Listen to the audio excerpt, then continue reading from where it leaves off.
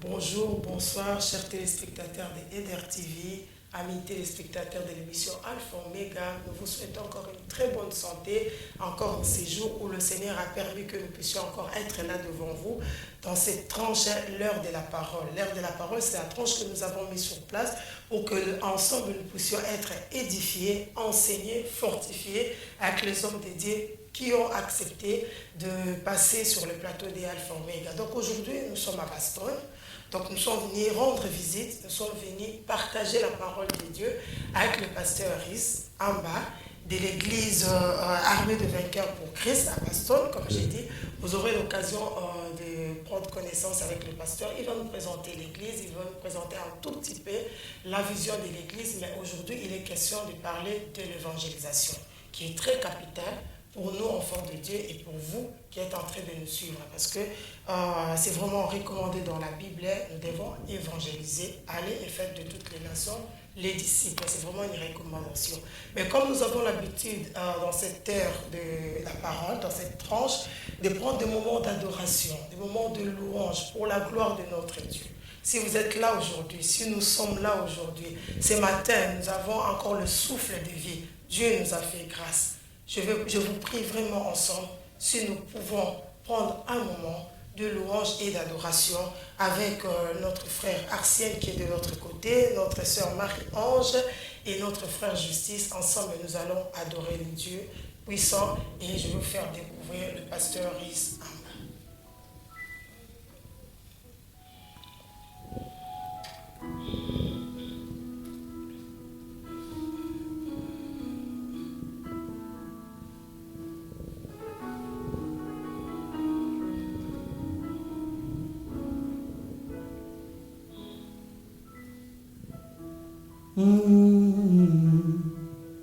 Gloire à toi, Seigneur. Pour toujours, Jésus, Nous bénissons ton vis nom. mon roi. Toi qui es saint, toi qui es juste, toi qui nous as accordé encore le souffle de vie en ces jours.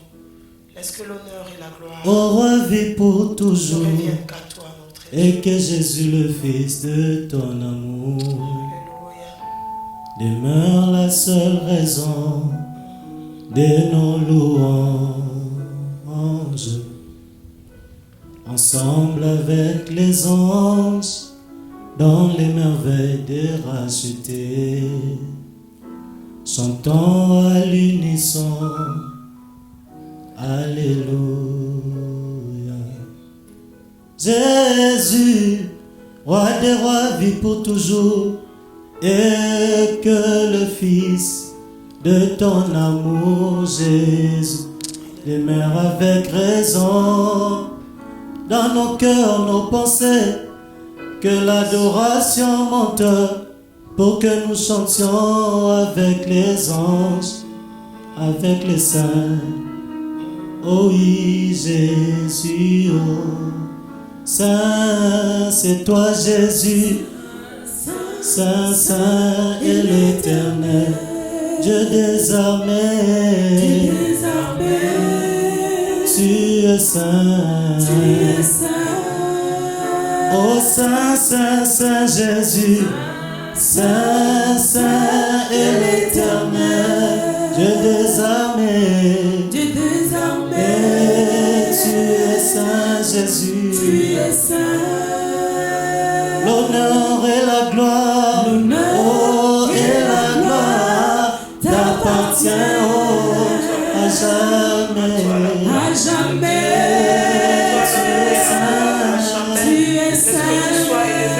Oh Saint, Saint, Saint, Saint, Saint, et l'Éternel, Dieu des armées,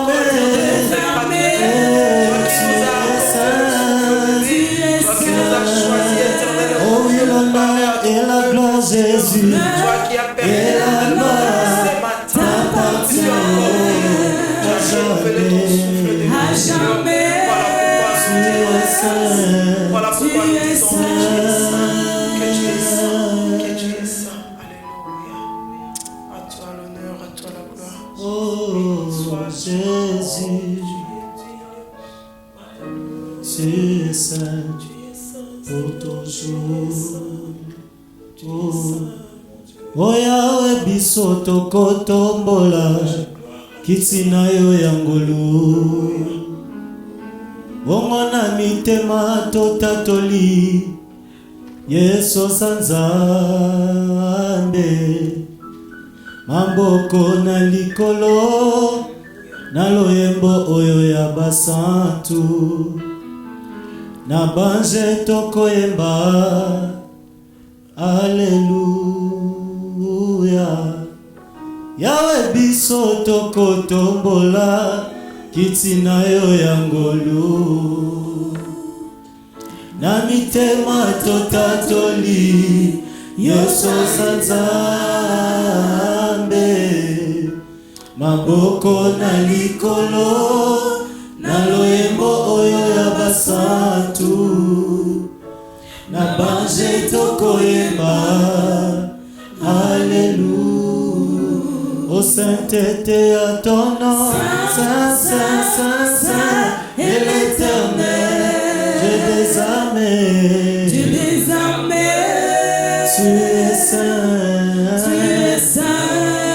C'est vrai l'honneur et la gloire, l'honneur et la gloire t'appartient pour toujours, À jamais, à jamais, tu es saint. Seigneur, nous voulons célébrer ton nom. Nous voulons t'élever, toi le Dieu véritable, toi le Dieu glorieux, toi le Dieu qui est assis sur le trône, toi le Père créateur. Merci Seigneur pour cette grâce que tu nous accordes encore à ces jours. Que nous soyons devant ta présence Seigneur pour parler de ta part. Car c'est la mission que tu nous as donnée, aller par tout le monde, faites de toutes les nations mes disciples. Seigneur, nous recommandons ce moment dans ta sainte main. Dieu de miracles, Dieu de prodiges, Papa, glorifie ton nom. La Bible déclare, quand le Saint-Esprit viendra, il vous conduira dans toute la vérité. Saint-Esprit, je te laisse la liberté de nous conduire dans toute la vérité dans ces lieux. Dans le nom puissant de Jésus-Christ. Tout esprit qui est contraire à ta volonté dans ces lieux, Père, je chasse ça dans le nom puissant de Jésus-Christ et j'amène toutes tes pensées captives à ton esprit. Dans le nom puissant de Jésus-Christ. Amen. Amen. Merci beaucoup à vous le chantre, Pasteur Is, bonjour. Bonjour, Sœur Ali. Oui, ça va, Dieu fait grâce. Ça va? Oh, l'église, ça va. La famille aussi. Très bien. Donc j'avais oublié de signaler que le pasteur Is est marié. Oui, oui. Père de 3 enfants. 3 enfants, oui. Voilà. Donc on va vraiment vous laisser la liberté dans cette tranche, comme j'ai dit, l'heure de la parole, pour nous édifier, pour nous fortifier, pour partager avec nous ce que Dieu a mis dans votre cœur. Donc vous avez tout le temps de vous adresser au peuple de Dieu, selon que l'Esprit de Dieu va vous conduire. Amen. Oui, peuple de Dieu, bonjour. Pour moi, c'est un honneur d'être sur ce plateau de EDER TV, dans ce cadre de l'émission Alpha et Omega. Gloire à Dieu, je suis le pasteur Riz Amba, de l'église Armée des Vainqueurs pour Christ ici à Baston, sur la rue Merceni numéro 6A. Voilà, ça fait au moins 4 ans que l'église a commencé et nous poursuivons le même objectif comme le Seigneur nous a laissé, d'aller par tout le monde et prêcher l'évangile. Car nous constatons aujourd'hui qu'il y a des milliers de gens qui périssent, il y a nos proches qui souffrent, il y a beaucoup qui ne connaissent pas Dieu, bien que le monde évolue, mais il y a beaucoup qui ne connaissent pas Dieu. C'est la raison pour laquelle l'armée des vainqueurs a comme vision de bâtir une église glorieuse et puissante en faisant les œuvres de Jésus-Christ. Et nous avons pris l'évangélisation comme notre outil de bataille. Et nous faisons l'évangélisation pour aller apporter la parole de Dieu au milieu de gens qui cherchent le Seigneur. Il y a des fois, on se rend compte, on pense que tout le monde connaît Dieu, mais en réalité, beaucoup ne connaissent pas Dieu. C'est la raison pour laquelle c'est notre mission. L'armée des vainqueurs, nous partons dans des centres de réfugiés, prêcher l'évangile. Nous partons dans des endroits reculés de la région pour aller apporter la parole de Dieu. Et dans cette mission, on a des cellules de prière dans la région, ainsi que dans beaucoup de centres de réfugiés. Je pense tous ceux qui sont des anciens dans les différents centres de réfugiés, comme à Bovigny, comme à Herbemont, comme à Saint-Aude, à Auton, à Mané, à Saint-Aude. connaissent l'église armée de vainqueurs, parce que tous les dimanches, on part les chercher, on prêche la parole de Dieu. Voilà. Et nous faisons les œuvres de Jésus-Christ. Jésus-Christ n'est pas venu seulement pour prêcher. Jésus-Christ est venu dire, l'Esprit du Seigneur est sur moi, parce qu'il m'a oint pour proclamer la bonne nouvelle aux pauvres, pour libérer les captifs. Il y a beaucoup de captifs. Et dans l'armée de vainqueurs, les possédés viennent, ils sont délivrés. Les malades viennent, ils sont guéris. Et les affamés viennent, ils sont nourris. Et ceux qui traversent des temps difficiles, ils sont consolés par la puissance de l'Esprit. Voilà en bref. Mais aujourd'hui, Dieu nous fait grâce. Dans ces cadres-là, nous allons parler un peu de l'évangélisation. Et j'aimerais qu'on puisse lire dans le livre d'Ésaïe. Ésaïe chapitre 40, verset 3. Je vais lire pour la gloire de Dieu. Quelqu'un crie dans le désert, frayez les chemins du Seigneur, aplanissez une route pour notre Dieu dans la plaine aride. Que toute vallée soit élevée, que toute montagne et toute colline soient abaissées, que les reliefs se changent en terrain plat et les escarpements en vaillants. Alors la gloire du Seigneur se dévoilera et tous la verront ensemble. C'est la bouche du Seigneur qui a parlé. Ça, c'est selon ma version Thomson. Alléluia. Peuple de Dieu, nous sommes arrivés au temps où nous devons nous lever pour parler de la part du Seigneur. Et la réalité que nous constatons aujourd'hui, surtout nous les hommes de Dieu, chacun se réjouit dans son petit coin, dans son confort, dans son église avec quelques membres. Voilà, bon, ça suffit. Mais l'œuvre et la mission que Dieu nous a appelée, vraiment, nous n'arrivons pas à réaliser ça. Nous voyons ici, la Bible dit qu'une voix qui crie dans le désert. Une voix qui crie dans le désert. Mais cette voix qui crie dans le désert, pour que nous puissions bien comprendre ça, peuple de Dieu, nous allons poser quelques questions qui vont nous permettre de comprendre. La première question que nous allons poser, la voix qui crie dans le désert, c'est la voix de qui? Pour qui cette voix crie? Pourquoi c'est dans le désert? Pourquoi nous devons préparer les chemins du Seigneur? Et aujourd'hui, toi et moi, à quoi consiste? Est-ce que nous sommes concernés par cette voix? Gloire à Dieu. La voix qui crie ici, ce n'est pas la voix du prophète Ésaïe. Ce n'est pas la voix de Dieu. Dieu ne crie pas. Dieu parle. Gloire à Dieu. Dieu ne crie pas, Dieu parle. La personne qui est censée de crier, c'est l'homme. Nous voyons dans la Bible, l'homme crie pour exprimer ses émotions. Parfois, c'est la douleur, parfois, c'est la tristesse, parfois, c'est la joie. Et nous voyons dans l'histoire de la Bible nous dit, les enfants d'Israël étaient en Égypte. Ils ont crié parce que la souffrance était atroce. Ils ont crié vers leur Dieu. Et nous voyons, la Bible nous dit dans les livres de Jonas, Dieu a envoyé Jonas à Ninive. Et quand Jonas est arrivé, Jonas a commencé à crier. Mais quand un prophète s'élève pour crier, c'est pour transmettre un message de Dieu à son peuple. Et surtout quand le peuple de Dieu a abandonné la voie de Dieu pour faire de n'importe quoi, pour entrer dans le système de ce monde. Et ici nous voyons qu'Israël avait abandonné la voie de Dieu. Israël avait abandonné leur Dieu. Ils commençaient à servir le Dieu de Baal, d'autres dieux qui n'étaient pas le vrai Dieu qui les a fait sortir dans le pays d'Égypte. C'est la raison pour laquelle Jean-Baptiste s'est levé. La voix qui crie ici, c'est la voix de Jean-Baptiste. La Bible dit Jean-Baptiste vivait dans le désert. Mais moi, je me suis posé des questions. Comment Jean-Baptiste vivait dans le désert? Mais pour comprendre ça, qu'est-ce que représente le désert? Quelles sont les caractéristiques du désert? Le désert, c'est un endroit aride. Le désert, c'est un endroit sec. Dans le désert, il n'y a pas la vie.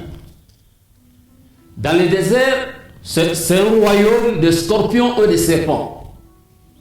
Je vais vous dire quelque chose. Dans l'histoire de la Bible,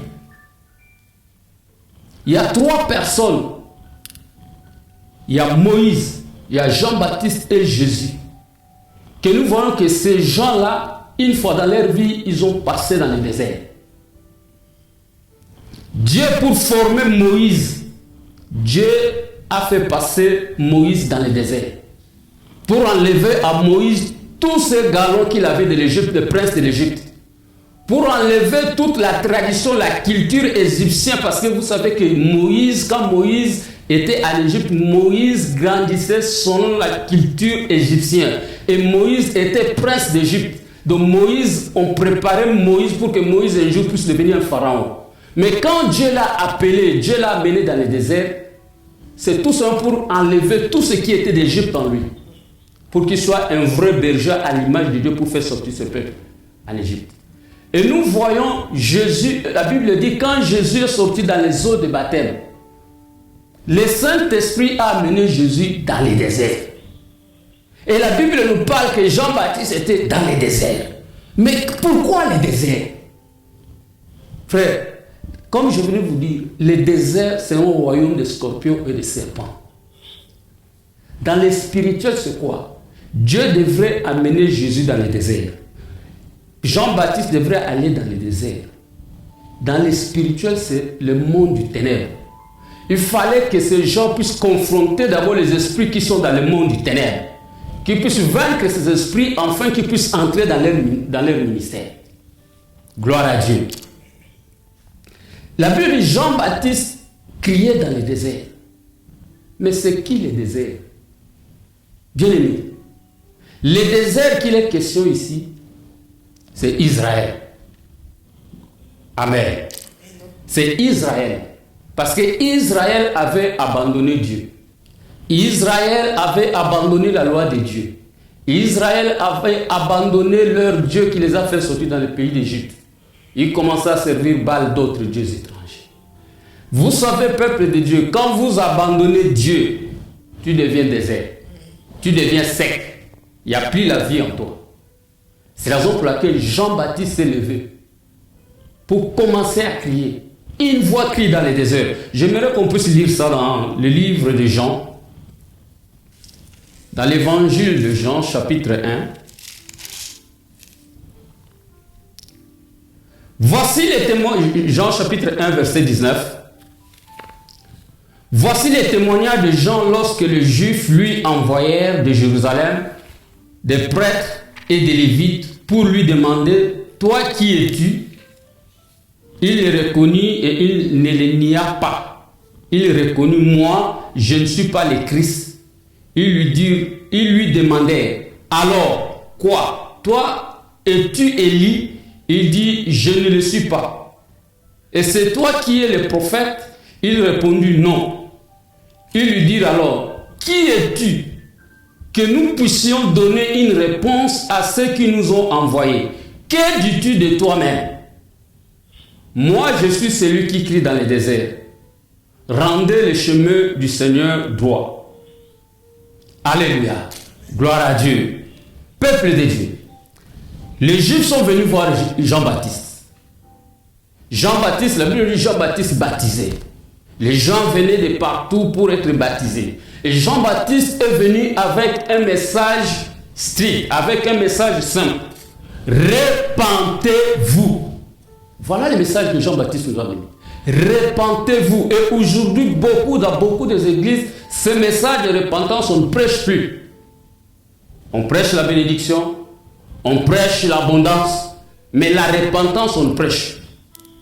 C'est la raison pour laquelle il faut que nous puissions prêcher ce message. Jean-Baptiste a dit, je suis la voix qui crie dans le désert. Repentez-vous, aplanissez le chemin du Seigneur. Peuple de Dieu, les Juifs sont venus le voir. Moi, ce qui m'a touché, c'est qu'ils demandent à Jean-Baptiste, es-tu le Messie? Jean-Baptiste, non. Es-tu Élie? Non. Es-tu le prophète? Non. Or, en réalité, Jean-Baptiste était prophète. Jean-Baptiste était Élie. Nous pouvons lire ça. C'est Jésus lui-même qui fait l'éloge de Jean-Baptiste. Nous pouvons lire ça pour que nous soyons concrets dans les Écritures. La Bible nous dit dans le livre de Matthieu, chapitre 11, à partir du verset 11, la Bible dit, je vais lire, « Je vous le dis, parmi ceux qui sont nés des femmes, il n'y a jamais eu quelqu'un de semblable comme un Jean-Baptiste. Cependant, c'est lui qui est, le plus petit dans les royaumes de Dieu est plus grand que lui. Depuis le jour de Jean-Baptiste jusqu'à présent, le royaume des cieux est soumis à la violence. » Ça, c'est ma version Thomson. Et ce sont les violents qui s'en emparent. Et je parle au verset 14, il dit, « Si vous voulez admettre l'Élie qui devrait venir, c'est lui. » Dans d'autres versions, il dit que non. C'est Élie, Jean-Baptiste était Élie. Amen. Élie que vous attendiez, c'est lui Jean-Baptiste. Donc Jésus lui-même dit, parmi tous ceux qui sont nés des femmes, Jean-Baptiste est le plus grand. C'est lui Élie que vous avez. Mais maintenant, quand le juif lui demande, es-tu Élie? Il dit non. Es-tu le prophète? Il dit non. Qu'est-ce que Jean-Baptiste voulait nous enseigner? Frères, sœurs, hommes de Dieu, aujourd'hui nous tous nous voulons, oh moi je suis bishop, moi je suis prophète, moi je suis pasteur, moi je suis révérend. Mais Jean-Baptiste nous donne une leçon d'humilité. Ce n'est pas les titres qui vont sauver les hommes. Ce n'est pas nos galons, ce n'est pas le ministère, non. Jean-Baptiste était prophète, Jean-Baptiste était Élie, c'est lui Élie. Mais Jean-Baptiste a dit que je ne suis pas le prophète. Bien aimé, Dieu ne regarde pas nos titres. Dieu ne regarde pas la quantité de membres que nous avons, non. C'est que Dieu veut de nous que nous puissions nous lever, aller proclamer l'évangile. Repentez-vous, le Seigneur Jésus arrive bientôt. Aujourd'hui, beaucoup de chrétiens sont en train de jouer, sont dans la distraction totale. Pourquoi ils voient, non, c'est la belle vie.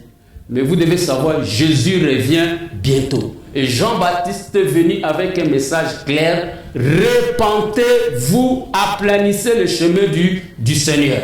Gloire à Dieu. Amen. Mais ce qui est étonnant, la Bible nous fait comprendre une chose. Ces pharisiens, ces juifs sont venus voir Jean-Baptiste. Il dit, mais tu n'es pas Élie, tu n'es pas le prophète, tu n'es pas le Messie. Mais maintenant, que dis-tu de toi-même? Amen. Que dis-tu de toi-même? Moi, je voulais vous poser cette question. Toi qui me regardes, toi qui me suis, homme de Dieu, enfant de Dieu, église, que dis-tu de toi-même? Aujourd'hui, si on te posait cette question, oh mais moi je suis bishop, moi je suis le pasteur Riz. Mais ce n'est pas ça la réponse de Jean-Baptiste. Jean-Baptiste, quand on lui a posé, que dis-tu de toi-même? Il a dit, je suis la voix qui crie dans les déserts. Amen. Amen. Alléluia. Amen. Gloire à Dieu Tout-Puissant. Oui, comme je vous dis, le désert ici c'est Israël. Nous pouvons lire ça dans les livres d'Ézéchiel chapitre 5.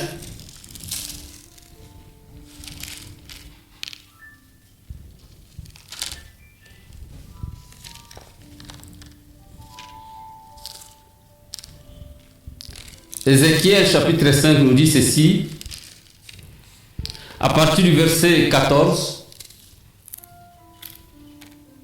Je ferai de toi une ruine, un sujet d'outrage parmi les nations qui t'entourent, sous les yeux de tous les passants. Tu seras un sujet d'outrage, d'injure, une leçon et un objet d'enterrement pour les nations qui t'entourent. Et si vous lisez dans certaines, la Séramine, dans ta version, c'est Scofield, oui, si tu lis, tu vas voir, je ferai de toi un désert. Amen. C'est-à-dire quoi? C'est-à-dire que nous, enfants de Dieu, Quand nous abandonnons Dieu, nous devenons déserts, secs. Bien-aimés, Église, qui est désert aujourd'hui? Oui, ici c'était Israël. Mais le désert aussi c'est l'Église. C'est toute Église qui a abandonné la vérité, qui a abandonné la vraie parole de Dieu. Aujourd'hui, qu'est-ce que nous constatons dans nos églises? Nous favorisons le mal. Les gens prêchent de n'importe quoi. Et aujourd'hui, nous voyons même les homosexuels qui prêchent. On dit non, bon, c'est leur choix. C'est l'abomination totale. Ça, c'est le désert. Et nous voyons ça dans l'église. L'église a abandonné la vérité. Les gens ne veulent pas prêcher. Beaucoup ne croient même pas que Dieu existe.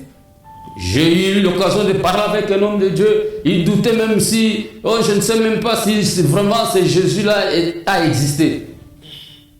J'ai dit, mais toi, tu es quel genre de homme de Dieu? Mais pourquoi tu es homme de Dieu? Bien-aimé, ce n'est pas les titres, ce n'est pas la théologie qui fait quelque chose, non. Le temps est arrivé que nous devons laisser le Saint-Esprit la liberté d'agir dans nos églises.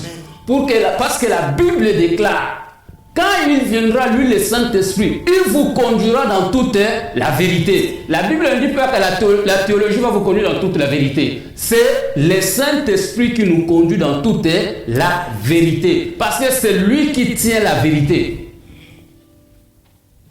Nous devons avoir le courage de se lever et de dire que l'impudicité dans l'église, c'est un péché. La fornication, c'est un péché.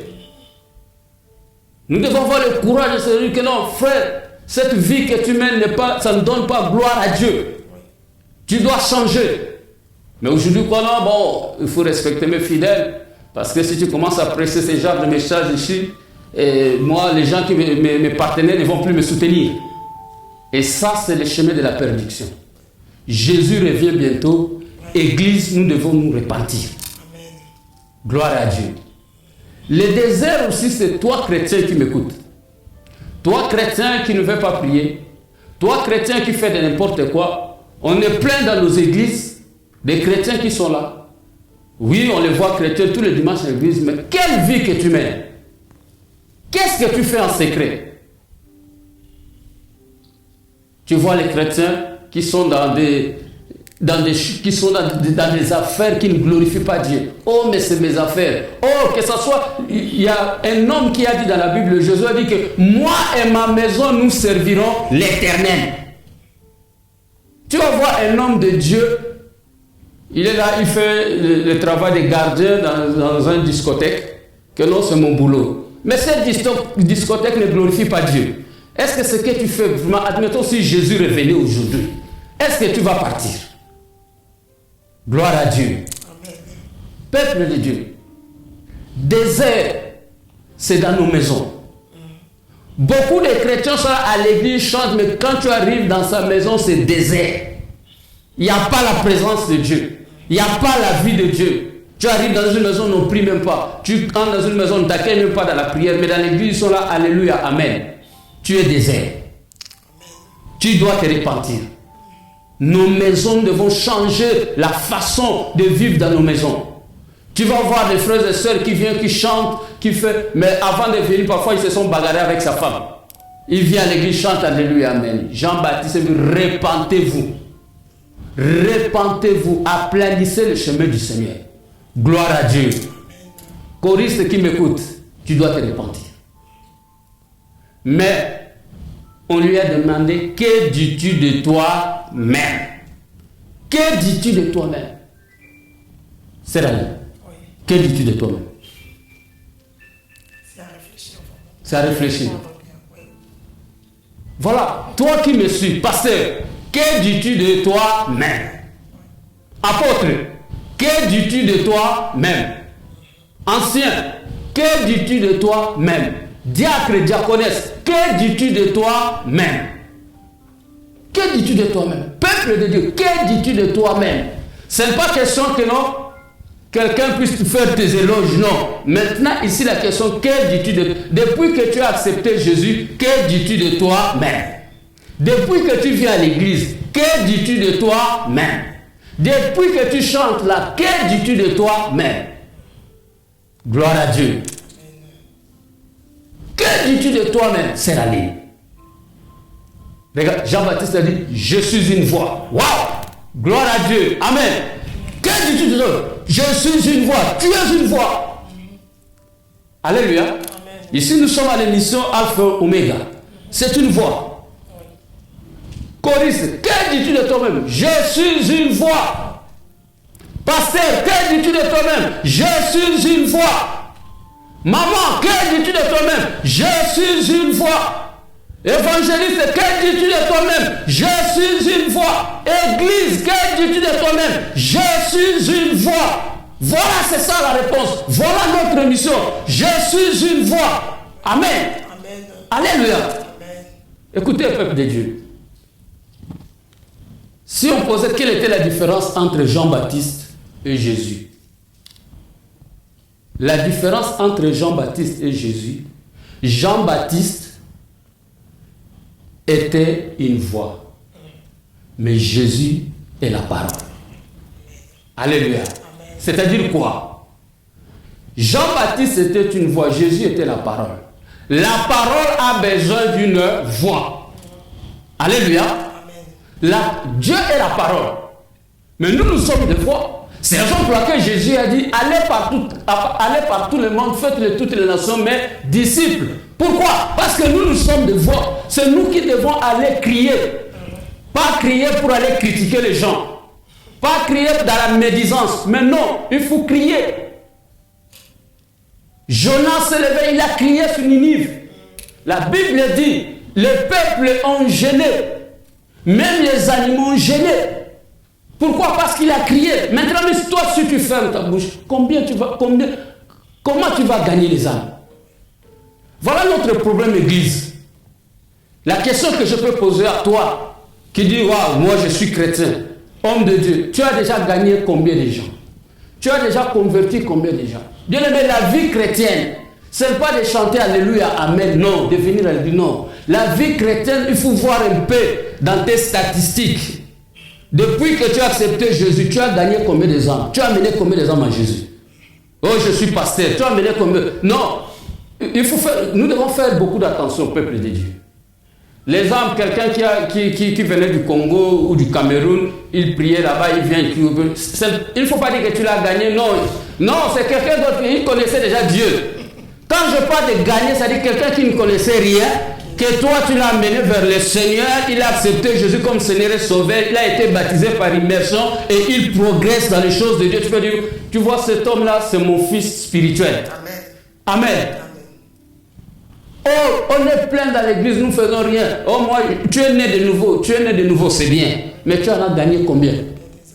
N'est-ce pas, Jésus a dit, voici les miracles qui accompagneront ceux qui auront cru. En mon nom, ils chasseront. C'est-à-dire quoi? C'est dans cette mission que Jésus nous envoie d'aller gagner les âmes. Les miracles vont nous accompagner. Nous allons amener les gens en Jésus. Ils vont accepter Jésus-Christ comme Seigneur et Sauveur. Et nous aurons l'autorité, le pouvoir de chasser les démons, de faire de grandes choses. Mais si nous ne gagnons pas les âmes, frère, peu importe le temps que tu as passé à l'église, frère, ma soeur, toi qui me suis maintenant, même si tu as fait 10 ans, 15 ans de ministère, mais si tu n'as jamais gagné une âme, tu es nul. La vie chrétienne, ce n'est pas de chanter. La vie chrétienne, ce n'est pas d'être tous les jours à l'église. Non, la vie chrétienne, c'est de gagner des âmes pour que les âmes deviennent semblables à Jésus. Autour de nous, il y a des gens qui périssent. Tu vas voir un pasteur, dans sa famille, les autres sont des sorciers, mais lui, c'est le pasteur. Tu es incapable de convertir ta famille. Ton entourage, tes amis, les frères, les sœurs, les amis que tu fréquentes, c'est un païen. Mais jusque-là, tu n'arrives, oh non, moi je respecte sa position. Non, Jésus n'a pas dit d'aller respecter, Jésus a dit de prêcher, d'aller proclamer, de gagner les âmes. Que dis-tu de toi-même? Je suis une voix. Pasteur, que dis-tu de toi-même? Je suis une voix. Musicien, que dis-tu de toi-même? Je suis une voix. Fidèle, que dis-tu de toi-même? Je suis une voix. Église, que dis-tu de toi-même? Je suis une voix. Gloire à Dieu. Amen. Je pense aujourd'hui tu as compris. Que dis-tu de toi-même? Je suis une voix. Donc nous sommes des voix pour Dieu, pour aller proclamer la parole, pour gagner les âmes. Amen. Amen. Que Dieu soit loué. Amen. Voilà, nous allons prier. Éternel, je bénis ton Saint-Nom, toi le Dieu véritable. Merci Seigneur, parce que le Saint-Esprit me conduit et me confirme que ce message est passé, que ton peuple a écouté. Aujourd'hui, ils ont compris qu'ils n'étaient pas seulement des fidèles, mais ils étaient des voix qui doivent crier. Si Jean-Baptiste a crié, si Jonas a crié, c'est notre tour aussi de crier pour aller proclamer ta parole auprès de tous ceux qui périssent dans le monde du ténèbre, qui viennent à toi Jésus. Car tu as dit, si nous gagnons même une âme, notre récompense sera grande au ciel. Père, je bénis ton nom, dans le nom de Jésus. Merci Seigneur. Nous allons faire cette prière de déclaration.